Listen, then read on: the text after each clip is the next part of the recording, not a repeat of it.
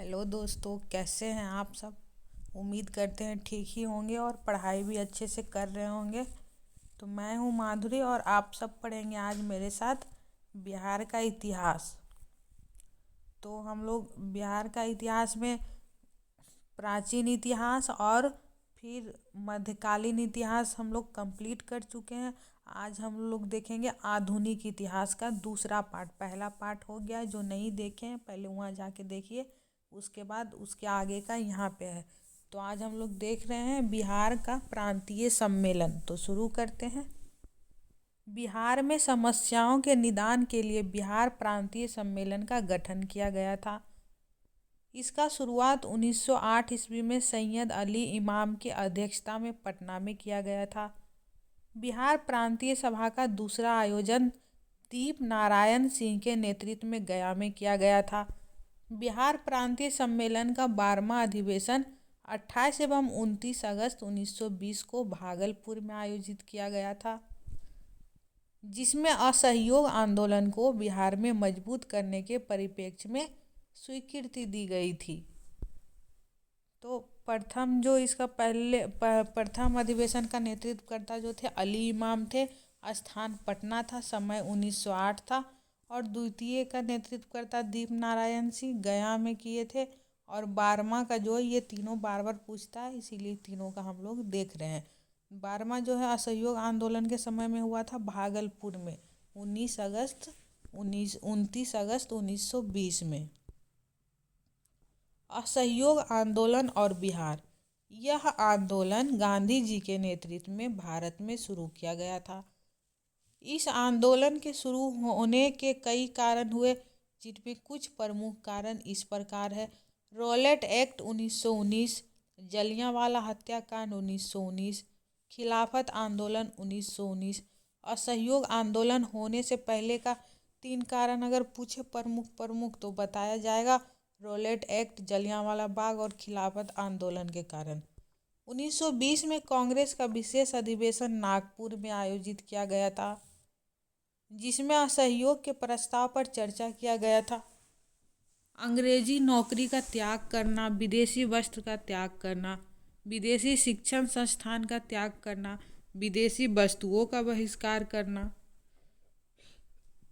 असहयोग आंदोलन के प्रमुख उद्देश्य थे। 1 अगस्त 1920 को गांधी जी के द्वारा आंदोलन का शुरुआत किया गया है। 1920 में बिहार प्रांतीय सम्मेलन का 12वां अधिवेशन भागलपुर में आयोजित किया गया। इसके अध्यक्ष डॉक्टर राजेंद्र प्रसाद थे। इन्होंने इसी सम्मेलन में असहयोग के प्रस्ताव पर चर्चा किया। 1921 ईस्वी में बिहार विद्यापीठ का स्थापना पटना में किया गया। इस स्वदेशी शिक्षण संस्थान के कुलपति मजहरुल हक को तथा उप कुलपति ब्रज किशोर प्रसाद को बनाया गया था। चंपारण सत्याग्रह का एक छूटा हुआ पॉइंट जो बच गया था वो यहाँ पे लिखा हुआ है। चंपारण सत्याग्रह के दौरान गांधी जी को डब्ल्यू इरविन ने भोजन पर बुलाया था तथा खाने में जहर मिलाने की योजना बनाई, किंतु रसोइया ने इस योजना का भांडा फोड़ दिया और डॉक्टर राजेंद्र प्रसाद से कह दिया। इस प्रकार से बतख मियाँ ने गांधी जी की जान बचाई थी। इस पे हम लोग चर्चा कर लिए थे। बिहार विद्यापीठ का प्राचार्य के रूप में डॉक्टर राजेंद्र प्रसाद को नियुक्त किया गया। 6 फरवरी 1921 को गांधी जी के द्वारा बिहार विद्यापीठ का उद्घाटन किया गया। असहयोग आंदोलन के दौरान गांधी जी की बिहार यात्रा जन संग्रह के लिए काफ़ी महत्वपूर्ण साबित हुआ। इस आंदोलन के दौरान पटना में भारी मात्रा में विदेशी कपड़ों को जलाया गया। इसी आंदोलन के दौरान बिहार के प्रत्येक गांव के प्रत्येक घर से एक मुट्ठी चावल लेने जमा करने का योजना बनाया गया था। असहयोग आंदोलन को मजबूत करने के लिए इसे मुठिया प्रथा के नाम से जाना जाता है। 22 दिसंबर 1921 को प्रिंस ऑफ वेल्स का आगमन पटना में हुआ था। इसी के विरोध में पटना में श्रीमती इमाम तथा सरला देवी ने जुलूस निकाला तथा काले झंडे के साथ प्रदर्शन किया। इस आंदोलन के दौरान बिहार में प्रमुख नेता ब्रज किशोर प्रसाद, मौलाना मजहरुल हक, डॉक्टर राजेंद्र प्रसाद, हसन इमाम तथा जेबी कृपलानी की श्री कृष्ण सिंह आदि थे। भागलपुर क्षेत्र में आंदोलन का नेतृत्व दीप नारायण तथा छपरा के क्षेत्र में राहुल सांकृत्यायन ने किया, जो कि एक साहित्यकार एवं किसान नेता थे। इसी आंदोलन के दौरान मौलाना मजहरुल हक ने दीघा में अपने मित्र खैरू मियाँ के द्वार में दान में दिए गए जमीन पर सदाकत आश्रम की स्थापना किया गया था। इसी सदाकत आश्रम में युवाओं को चरखा बनाने के लिए प्रशिक्षित किया गया। यही सदाकत आश्रम आगे चलकर बिहार में कांग्रेस का मुख्यालय बना। मजहरुल हक के द्वारा इसी आश्रम से द मदरलैंड पत्रिका का पुनः प्रकाशन कराया गया। प्रथम बार प्रकाशन जो था बाबा ठाकुर द्वारा करवाया गया था। असहयोग आंदोलन के दौरान राष्ट्रीय चेतना को जागृत करने के लिए यह एक महत्वपूर्ण पत्रिका साबित हुआ। द मदरलैंड पूछता है, याद रखिएगा। स्वराज पार्टी और बिहार। कांग्रेस 1922 का अधिवेशन गया में आयोजित किया था। इसी अधिवेशन में बिहार विधान परिषद में प्रवेश सभी जातियों को लेकर विवाद उत्पन्न हो गया, जिसके कारण देश बंधु चित्तरंजन दास तथा मोतीलाल नेहरू ने कांग्रेस पार्टी को त्यागपत्र दे दिया। 1923 ईस्वी में चित्तरंजन दास तथा मोतीलाल नेहरू के द्वारा स्वराज पार्टी की स्थापना किया गया। बिहार में स्वराज पार्टी की शाखा की स्थापना श्री कृष्ण सिंह के द्वारा पटना में किया गया था। स्वराज पार्टी के अध्यक्ष नारायण सिंह तथा सचिव अब्दुल बारी को बनाया गया। अब हम लोग देखते हैं साइमन कमीशन और बिहार। सात अंग्रेज लोगों का समूह जो भारत में जांच करने के उद्देश्य से आया, लेकिन इसमें किसी भी भारतीय को शामिल नहीं किया गया, जिससे पूरे देश में इसका विरोध किया गया तथा साइमन गो बैक के नारे लगाए गए। नवंबर 1928 में पटना में इसके विरोध में जुलूस निकाला गया। सर अली इमाम के नेतृत्व में साइमन कमीशन के बहिष्कार करने का निर्णय लिया गया। 12 दिसंबर 1928 को साइमन कमीशन पटना पहुंचा, जहां इसे भारी विरोध का सामना करना पड़ा। इसी कमीशन के बहिष्कार के दौरान सच्चिदानंद सिन्हा के द्वारा हिंदुस्तान स्टैंडर्ड पत्रिका का प्रकाशन किया गया था। अब हम लोग देखते हैं सविनय अवज्ञा आंदोलन और बिहार। इस आंदोलन का अर्थ है विनम्रता पूर्वक अंग्रेजों से आग्रह करना। कांग्रेस 1929 का अधिवेशन लाहौर में आयोजित किया गया। इसी अधिवेशन में सविनय अवज्ञा आंदोलन पर चर्चा भी किया गया। देश में आंदोलन की शुरुआत 12 मार्च 1930 को नमक कानून को तोड़ने के लिए साबरमती से किया गया था। गांधी जी अपने चुने हुए 78 सदस्यों के साथ 5 अप्रैल 1930 को दांडी पहुंचे। 6 अप्रैल 1930 को समुद्री पानी से नमक बनाकर नमक कानून को तोड़ते हुए सविनय अवज्ञा आंदोलन का शुरुआत करते हैं।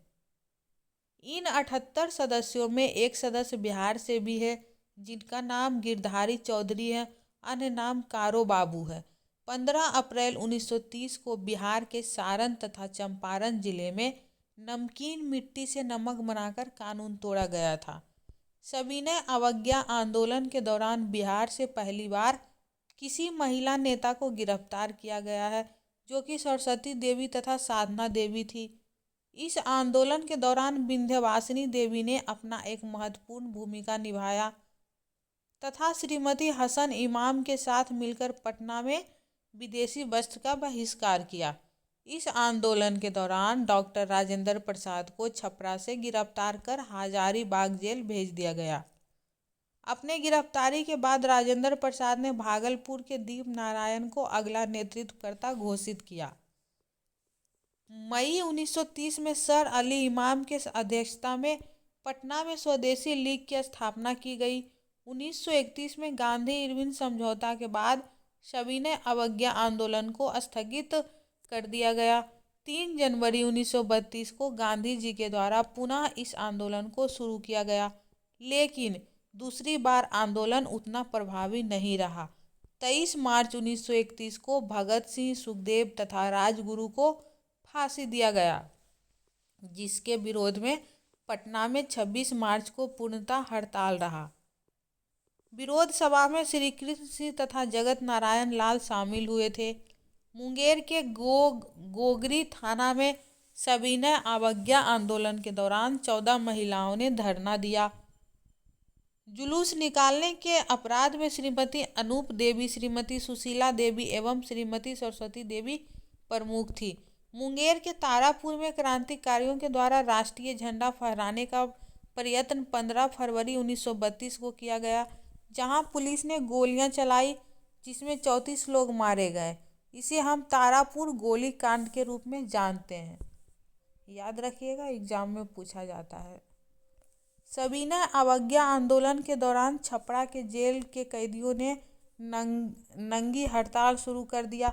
सविनय अवज्ञा आंदोलन के दौरान बिहार के सारण, चंपारण, शाहाबाद और मुजफ्फरपुर के स्थानीय लोगों ने सुरक्षा में लगे चौकीदारों के लिए चंदा देने से मना कर दिया, जो चौकीदारी कर के विरोध में किया गया था। क्वेश्चन में पूछा जाएगा कि सविनय अवज्ञा आंदोलन के दौरान बिहार में कौन सा कर देने से मना कर दिया गया था, तो याद रखिएगा चौकीदारी कर। ये भी पूछा जाता है एग्जाम में बहुत बार। 12 अगस्त 1930 को श्रीमती चंद्रवती देवी ने चौकीदारी टैक्स के विरोध में एक सम्मेलन बुलाया। 1934 ईस्वी में जब गांधी जी बिहार दौरा पर थे, असहयोग के दौरान, तभी मुंगेर से वहाँ के स्थानीय लोगों ने इनको एक लाठी दिया था, जो कि मुंगेरी लाठी के नाम से प्रचलित हुआ। तो आज आप लोग को पता चल गया होगा कि जो गांधी जी के हाथ में जो लाठी रहता था वो कोई बिहारी दिया था, वो भी मुंगेर से दिया गया था और उसे कहते थे मुंगेरी लाठी। बिहार में व्यक्तिगत सत्याग्रह। देश में पहले व्यक्तिगत सत्याग्रही के रूप में विनोबा भावे को जाना जाता है, जबकि बिहार में पहले व्यक्तिगत सत्याग्रही श्री कृष्ण सिंह थे। आप लोग अगर कोई कंपटीशन एग्जाम में बैठे होंगे तो जानते होंगे कि ये क्वेश्चन बहुत बार पूछा जाता है कि बिहार के पहले सत्याग्रही कौन थे। श्री कृष्ण सिंह थे, याद रखिएगा। और बिहार के दूसरे सत्याग्रही के रूप में अनुग्रह नारायण सिंह थे। बिहार की महिलाओं ने भी व्यक्तिगत सत्याग्रह में भाग लिया, जिनमें प्रियंका देवी तथा जानकी देवी को गिरफ्तार भी किया गया था। महात्मा गांधी से मतभेद होने के बाद सुभाष चंद्र बोस ने 3 मई 1939 को फॉरवर्ड ब्लॉक का स्थापना किया था। इसी सिलसिले में अगस्त माह में पटना का भी दौरा उन्होंने किया। बिहार में फॉरवर्ड ब्लॉक के नेता शीलभद्र याजी थे। बिहार पूछेगा ये क्वेश्चन, ध्यान से सुनिएगा और 1-2 बार सुन लीजिएगा। बिहार में फॉरवर्ड ब्लॉक के नेता कौन थे? शीलभद्र याजी। बिहार विधानसभा चुनाव 1937। बिहार में पहला आम चुनाव हुआ जो अंग्रेजी शासनकाल के दौरान कराया गया था। भारत शासन अधिनियम 1935 के तर्ज पर बिहार में पहला आम चुनाव 1937 में हुआ। बिहार में कुल 152 सीटों पर यह आम चुनाव कराया गया था, जिसमें 107 सीटों पर कांग्रेस ने चुनाव लड़ा। 107 में 98 सीटों पर कांग्रेस की विजयी हुई। इस प्रकार से कांग्रेस बिहार में सबसे बड़ी पार्टी साबित हुई थी। 24 मार्च 1937। आप लोग को लग रहा होगा कि बीजेपी का बात क्यों नहीं कर रहे हैं, तो ध्यान से सुनिएगा। उस टाइम बीजेपी का कोई वो नहीं था, वो संगठन ही नहीं था। तो 24 मार्च 1937 को बिहार के तत्कालिक राज्यपाल एमजी हैलेट ने कांग्रेस को सरकार बनाने का निमंत्रण दिया। कांग्रेस के नेता श्री कृष्ण सिंह ने निमंत्रण को ठुकरा दिया। तभी गवर्नर हैलेट ने दूसरी बड़ी पार्टी इंडिपेंडेंट पार्टी के नेता मोहम्मद यूनुस को मंत्रिमंडल बनाने का निमंत्रण दिया। इस प्रकार मोहम्मद यूनुस के नेतृत्व में 1 अप्रैल 1937 को बिहार में पहला अंतरिम भारतीय मंत्रिमंडल गठित किया गया। इस प्रकार मोहम्मद यूनुस बिहार के पहले भारतीय प्रधानमंत्री, उस समय मुख्यमंत्री के पद को ही प्रधानमंत्री कहा जाता था, तो ध्यान रखिएगा। तो प्रधानमंत्री कहा जाता था और वो मोहम्मद यूनुस बिहार के पहले प्रधानमंत्री बने। 1 अप्रैल 1937 को ही कांग्रेस के द्वारा इस अंतरिम मंत्रिमंडल का विरोध किया गया। इस प्रकार श्री कृष्ण सिंह ने मंत्रिमंडल में अपने बहुमत को भी शामिल किया तथा 20 जुलाई 1937 को श्री कृष्ण सिंह के नेतृत्व में कांग्रेस का मंत्रिमंडल तैयार हुआ। बिहार विधानसभा के अध्यक्ष राम दयालु सिंह तथा उपाध्यक्ष अब्दुल बारी को बनाया गया। भारत छोड़ो आंदोलन और बिहार 1942। हम लोग बहुत जल्द 1947 तक पहुंचने वाले हैं और भारत के साथ साथ बिहार को भी आज़ाद कराने वाले हैं। 1942 में भारत आए क्रिप्स मिशन के जबरदस्त विरोध के बाद गांधी जी ने 1942 में भारत छोड़ो आंदोलन का पृष्ठभूमि तैयार किया। 8 अगस्त 1942 में बम्बई के ग्वालियर टैंक मैदान में देश के सभी वरिष्ठ नेता शामिल हुए तथा भारत छोड़ो आंदोलन का आह्वान कर दिया गया। 9 अगस्त 1942 को देश के सभी वरिष्ठ नेताओं को गिरफ्तार किया जा रहा है। इसी क्रम में बिहार से डॉक्टर राजेंद्र प्रसाद को सदाकत आश्रम से गिरफ्तार किया गया। 10 अगस्त 1942 को बिहार के कई क्षेत्र में जन आंदोलन हुआ। इसी दिन पुनः सदाकत आश्रम से ही अमर किशोर सिंह को भी गिरफ्तार किया गया। 11 अगस्त 1942 को पटना के छात्र ने एक जुलूस निकाला जिसमें ये छात्र पटना सचिवालय के पूर्वी गेट पर तिरंगा फहराने लगे। पूछता है ये क्वेश्चन, कौन सा गेट पे तिरंगा फहराया गया था? तो पूर्वी गेट पे।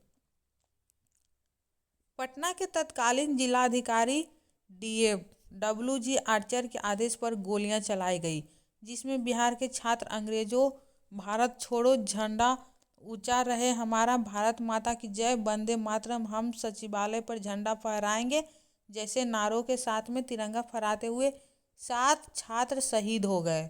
8वां छात्र रामकृष्ण सिंह ने अंततः झंडा थामे रहा। 12 अगस्त 1942 को पटना में जबरदस्त हड़ताल किया गया।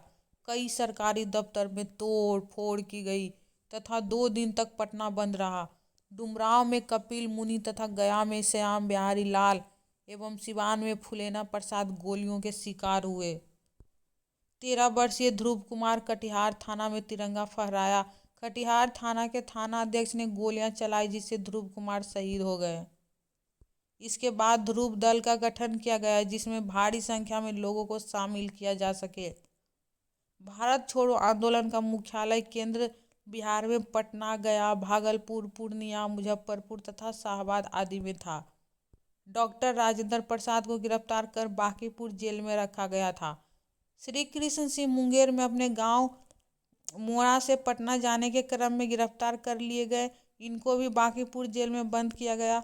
अनुग्रह नारायण सिंह को गिरफ्तार कर बांकीपुर जेल में ही रखा गया। इसी आंदोलन में जयप्रकाश नारायण को भी गिरफ्तार किया गया तथा हजारीबाग जेल में बंद कर दिया गया। 9 नवंबर 1942 को दिवाली की रात को जयप्रकाश नारायण अन्य 5 सहयोगी के साथ हजारीबाग जेल से फरार हो गए। यहाँ से बाहर आने के बाद उन्होंने आज़ाद दास्ता का गठन किया। आज़ाद दास्ता के माध्यम से युवाओं को छापामार युद्ध का प्रशिक्षण तथा अग्नि शस्त्र चलाने का प्रशिक्षण देते थे। भारत छोड़ो आंदोलन के दौरान बिहार से शहीद हुए 7 छात्र, ये वाला एग्जाम में बहुत बार पूछता है, बार बार पूछता है, तो आप लोग थोड़ा इसको गौर से सुनिए और 1-2 बार ध्यान से पढ़ लीजिएगा। उमाकांत सिन्हा, रामानंद सिन्हा, सतीश प्रसाद झा, राजेंद्र प्रसाद सिंह, राम गोविंद सिंह, देवी पद चौधरी एवं जगपति कुमार, यही 7 छात्र था। स्वतंत्रता प्राप्ति के बाद सचिवालय के सामने 7 शहीद स्मारक स्थापित किया गया। इसका शिलान्यास बिहार के प्रथम राज्यपाल जयराम दास दौलत राम बने। ये भी क्वेश्चन बार बार पूछता है कि बिहार के प्रथम राज्यपाल कौन थे? जयराम दास दौलत राम ने किया, जबकि औपचारिक अनावरण देश के प्रथम राष्ट्रपति डॉक्टर राजेंद्र प्रसाद ने 1956 ईस्वी में किया। भारत छोड़ो आंदोलन के दौरान बिहारी छात्रों ने ब्रिटिश ट्रेन पर कब्जा कर लिया तथा इसका नया नाम दिया स्वराज ट्रेन। भारत छोड़ो आंदोलन में बिहार की भूमिका अत्यंत महत्वपूर्ण रही जिसमें डॉक्टर राजेंद्र प्रसाद, श्री कृष्ण सिंह, अनुग्रह नारायण सिंह तथा जयप्रकाश नारायण की भूमिका अत्यंत महत्वपूर्ण थी। जयप्रकाश नारायण द्वारा गठित आज़ाद दस्ता के माध्यम से युवाओं को नेपाल के राजविलास के जंगलों में प्रशिक्षित किया जाता था। इस दस्ता के युवाओं ने आंदोलन के अंत तक बिहार से डटे रहे। अब हम लोग देखते हैं बिहार समाजवादी पार्टी 1931। इस पार्टी का गठन 1931 में फुलेना प्रसाद तथा जयप्रकाश नारायण के द्वारा पटना में किया गया था। इस पार्टी में अन्य सदस्य जैसे रामवृक्ष बेनीपुरी, यदुनंदन शर्मा तथा कार्यनंदन शर्मा भी शामिल थे। 1934 में पटना के अंजुमन इस्लामिया हॉल में समाजवादी पार्टी का पुनः गठन किया गया, जिसमें इस पार्टी के सचिव के रूप में कार्यानंदन शर्मा को बनाया गया। राष्ट्रीय आंदोलन के दौरान पत्र पत्रिका। बिहार में पत्र पत्रिकाओं का आरंभ 1872 में हुआ था। बिहार का पहला हिंदी पत्रिका बिहार बंधु था। इसका प्रकाशन केशव राम भट्ट के द्वारा 1874 में प्रारंभ किया गया था। बिहार का पहला अंग्रेजी पत्रिका द बिहार हेराल्ड था, जिसका प्रकाशन गुरु प्रकाश सेन के द्वारा 1875 से किया गया। 1894 में सच्चिदानंद सिन्हा तथा महेश नारायण के योगदान से द बिहार टाइम्स पत्रिका का प्रकाशन कराया गया था। द बिहार टाइम्स पहला पत्रिका है जिसके माध्यम से बंगाल महाप्रांत से पृथक बिहार बनाने की मांग किया है। 1906 ईस्वी में द बिहार टाइम्स तथा बिहारी न्यूज को मिलाकर नया पत्रिका प्रकाशित किया गया, द बिहारी। 1918 ईस्वी में द बिहारी बंद होने के तत्पश्चात नया पत्रिका द सर्च लाइट प्रकाशित किया जाने लगा। द सर्च लाइट के संपादक मुरली मनोहर प्रसाद थे। एक एक पॉइंट बहुत ही महत्वपूर्ण है, आप लोग ध्यान से सुनिए, 1 से 2 बार सब याद हो जाएगा। 1906 ईस्वी में बाबू ठाकुर दास के द्वारा राम प्रसाद सोसाइटी का स्थापना पटना में किया गया। इसी सोसाइटी के माध्यम से द मदरलैंड पत्रिका का प्रकाशन बाबू ठाकुर दास के द्वारा किया गया था। 1921 में असहयोग आंदोलन के दौरान मजहरुल हक के द्वारा सदाकत आश्रम में द मदरलैंड का पुनः प्रकाशन किया गया। बिहार का पहला उर्दू पत्रिका नुखल अनवर था। इसके संपादक मोहम्मद हाशिम थे। छपरा के कैदियों ने जेल में ही बंदी कैदी नामक पत्रिका का संयोजन किया। राष्ट्रीय आंदोलन के दौरान बिहार में हुंकार नामक पत्रिका भी प्रकाशित किया गया था। आज हम लोग इतना ही रहने देते हैं। आप लोग देखते रहिए, रिवीजन करते रहिए, और फिर हम लोग नेक्स्ट वीडियो में देखेंगे बिहार का भूगोल से संबंधित। तो देखते रहिए, रिवीजन करते रहिए। तब तक के लिए नमस्कार।